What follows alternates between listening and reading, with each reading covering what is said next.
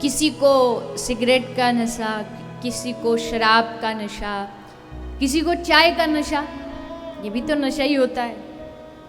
वैसे कोई पी रहा अलग बात, पर कई लोग अजी हमारा तो सर बिना स्नान ध्यान सब चालू हो जाता। हमारे कर्म कांड में लिखा है प्रभात कर दर्शनम, प्रभात उठ के करके यानी हाथों के दर्शन करने चाहिए। पर कलयुग में तो अब वो एकदम बदल गया, प्रभात कर दर्शनम नहीं होता, प्रभात कप दर्शनम होता है। उठते ही उठते चाय बेड टी वो चाहिए। जी थोड़ा स्नान ध्यान कर लो, थोड़ा ध्यान कर लो, चिंतन कर लो, नाम जाप कर लो, फिर सब कर लेना जो करना। तो किसी को इसका नशा, लेकिन ये सब नशे क्षणिक होते हैं। क्षणिक मतलब थोड़ी देर। चाय का नशा 2, 2.5, 3 घंटे का रहेगा। कथा में आओ तब पी के आओ, फिर जाके पीनी पड़ती है। सिगरेट का कुछ घंटों का नशा, शराब का 1 रात का नशा, 1 रात के लिए आपको ही नशे में डुबा देगी। और किसी पता नहीं कौन से महापुरुष ने वो और कह दिया मुझे पीने का शौक नहीं। वाह, गम भुलाने के लिए दुनिया में तुझे यही मिला था और कुछ था ही नहीं। कितनी देर गम भुलाएगा? 1 रात के लिए ही ना, सुबह होते ही फिर गम लौट आएगा, फिर क्या करोगे? गम ऐसे थोड़ी चला जाएगा कि तुम 1 रात के लिए गम गया।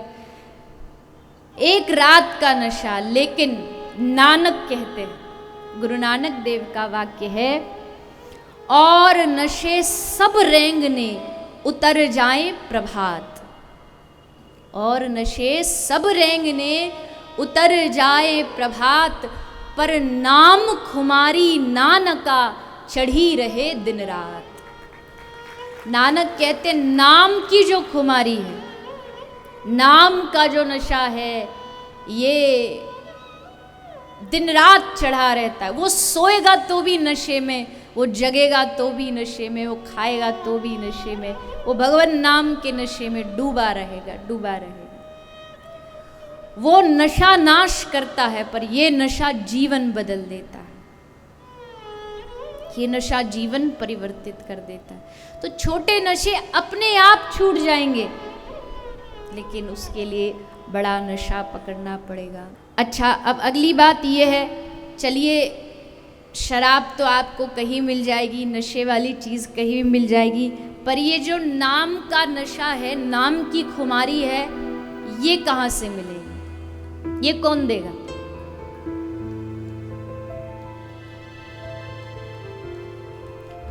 सही बोल दो, गलत बोल दो, नंबर तो मिलने वाले नहीं। गलत भी बोल दोगे तो भी चलेगा। कौन देगा? वाह क्या बात है, बड़े समझदार हैं आप। ये नाम का नशा कोई और नहीं चढ़ा सकता।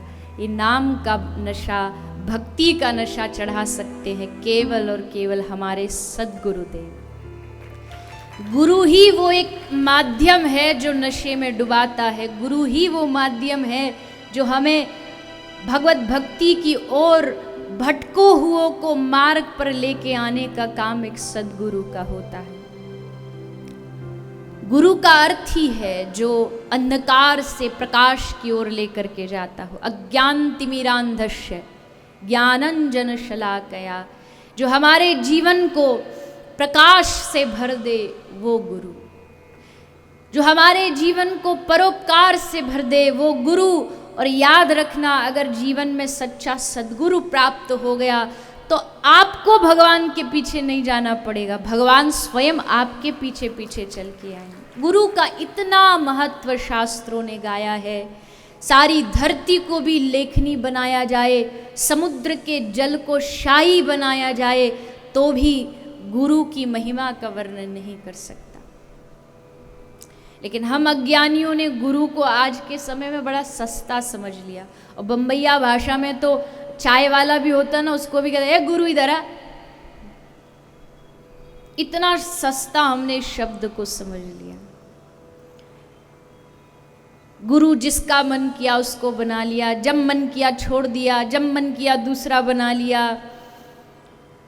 गुरु ऐसे ऐसे बदलते हैं जैसे कोई कपड़ा बदल रहे हो रोज। क्या ऐसा होता है?